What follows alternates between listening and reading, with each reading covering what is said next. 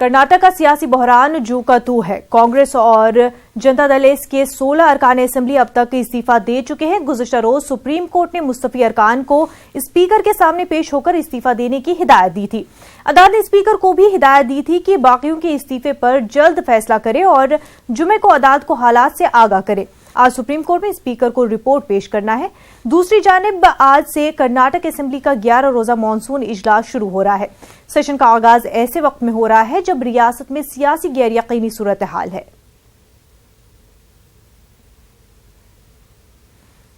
कर्नाटका में ये जो तमाम तूफान और भूचाल मचा हुआ है, इसके पीछे यही है कि वहाँ भारतीय जनता पार्टी अपनी सरकार स्थापित करना चाह रही है। उनको जो आंकड़ा 106 जो भी है इस वक्त अभी चाहते हैं कि हम कोई भी तरीके से वहाँ कांग्रेस और जेडीएस की सरकार को हटा दिया जाए और हमें वहाँ सत्ता बनानी है। उसके बाद वो दूसरे राज्यों का भी प्लानिंग सारा चल रहा है उनका। गोवा भी उन्होंने शुरू कर दिया। उसके बाद अब वो राजस्थान, वेस्ट बंगाल, हर तरफ नज़रें हैं उनकी।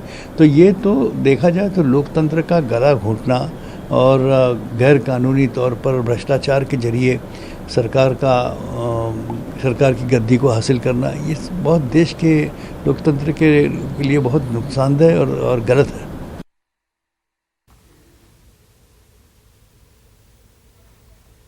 नाज़रीन, आपको बता दें कि कर्नाटक में सियासी बहरान जो है लगातार जारी है। हमारे साथ हमारे नुमाइंदे रूफ इस वक्त जुड़ चुके हैं। रूफ, आपसे जानना चाहेंगे कि आज स्पीकर को सुप्रीम कोर्ट के सामने अपनी रिपोर्ट पेश करनी है, क्या कुछ अपडेट मिल पा रहे हैं? क्योंकि कल जो है जो बाकी अरकान है उनको स्पीकर के सामने पेश होना था और आज स्पीकर को सुप्रीम कोर्ट में अपनी रिपोर्ट पेश करनी है। जी देखिए, अभी कुछ ही देर में जो है रियासत का असेंबली इजलास शुरू होने वाला है। जी। ये इस इजलास जो है काफी हंगामा खेज हो सकता है। अब इस इजलास में शिरकत के लिए एमएलएज पहुंच रहे हैं, एक के बाद एक एमएलएज पहुंच रहे हैं और यहाँ पर जो है कांग्रेस ने व्हिप जारी किया है और तमाम एमएलए से कहा है कि वो इस इजलास में हाजिर रहें। तो दूसरी जानिब जो है इस पूरे जो सियासी बहरान का जो फैसला अब सुप्रीम कोर्ट को करना है, क्योंकि कल जो है स्पीकर ने जो वक्त मांगा है और इस्तीफा कबूल करने में ताखिर का जो इजहार किया है और बातचीत के बाद ही मैं कोई फैसला ले सकता हूं, काफी तवील वक्त जो है स्पीकर ने मांगा है। तो आज जो है इस सिलसिले में सुप्रीम कोर्ट क्या कहती है ये भी देखने की बात होगी कि क्या अगर तमाम जो बागी अरकान असेंबली हैं, जो 10 एमएलए इस वक्त जो सुप्रीम कोर्ट गए हैं, क्या अगर उनका इस्तीफा कबूल कर लिया जाए, अगर ये हिदायत आती है तो हुकूमत जो है माइनॉरिटी में आ जाएगी, अक़लियत में आ जाएगी, हुकूमत के जो रहने का जो है जवाब पैदा नहीं होता। तो दूसरी तरफ हम देखते हैं कि इस पूरे मामले में जो है कांग्रेस के मशहूर एडवोकेट हैं मनु सिंह संघवी जो है इस सिलसिले में जो है जुरा करेंगे, आज बहस करेंगे और इस ताल्लुक से क्या दलाइल पेश करेंगे, ये भी बड़ी देखने की अहम बात होगी। तो इस लिहाज से हम कह सकते हैं कि सुप्रीम कोर्ट का जो फैसला होगा वो काफी अहमियत का हामिल होगा। और दूसरी जानिब जो है आज का असेंबली इजलास काफी हंगामा खेज हो सकता है। हालांकि राय के मुताबिक ये कहा जा रहा है कि चंद ताज़ियाती करारदाद इस इजलास को स्पीकर कल तक के लिए मुलतवी कर सकते हैं, पीर तक के लिए मुलतवी कर सकते हैं इस इजलास को। यही हालात यहाँ पर देखने को मिल रहे हैं।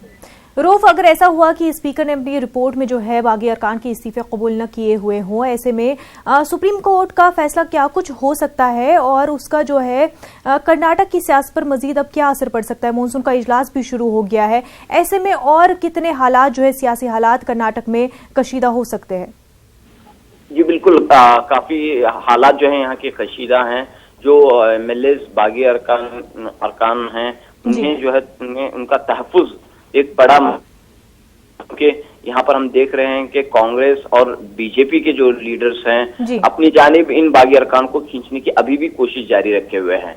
तो इस सिलसिले में हमने कल देखा कि जिस अंदाज में बागी अरकान 6 बजे तक, अदालत ने कहा था कि 6 बजे तक वो स्पीकर के सामने हाजिर हों, तो मुंबई से बागी अरकान जो है खुसूसी तैयारी के जरिए बेंगलुरु आए और हाजिर हुए और इसके बाद जो है वो वापस चले गए और अब इन्हें जो है तहफ़्फ़ुज़ फराहम करना और ये भी बड़ा मसला पैदा हुआ है। तो ये सियासी हालात जो हैं हुकूमत को बचाने की कोशिशें हो रही हैं। और ये भी जराए से चंद एक जराए से ये भी खबरें मिल रही हैं कि जेडीएस अपना रुख बदल सकती है, यानी कि अब तक जेडीएस कांग्रेस के साथ रही है और हो सकता है कि अगर ऐसे हालात पैदा हों तो जेडीएस कांग्रेस बीजेपी के साथ जा सकती है।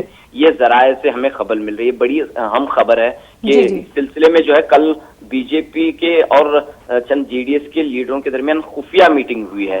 तो इस मीटिंग के बाद ये कयास किया जा रहा है कि जेडीएस अपना रुख बदल सकती है। जी रऊफ, बेहद शुक्रिया आपका तमाम तर तफसीलात के लिए। आगे बढ़ते हैं। आज आंध्र प्रदेश असेंबली में बजट पेश होने वाला है। वजीर फाइनेंस बजट पेश करेंगे। जराये के मुताबिक बजट जुमला 2,30,000 करोड़ पर मुश्तमिल होगा। मरकजी बजट में रियासत आंध्र प्रदेश के लिए कोई खास रकम मुख्तस नहीं की गई है। इसके बावजूद रियासती हुकूमत ने समाज के हर तबके को नजर में रखते हुए बजट तैयार किया है। रियासती वजीर फाइनेंस राजेंद्र नाथ रेड्डी ने बताया कि तालीम, ज़राअत, सेहत और मकानात की तामीर को बजट में खसूसी तरजीह दी गई है।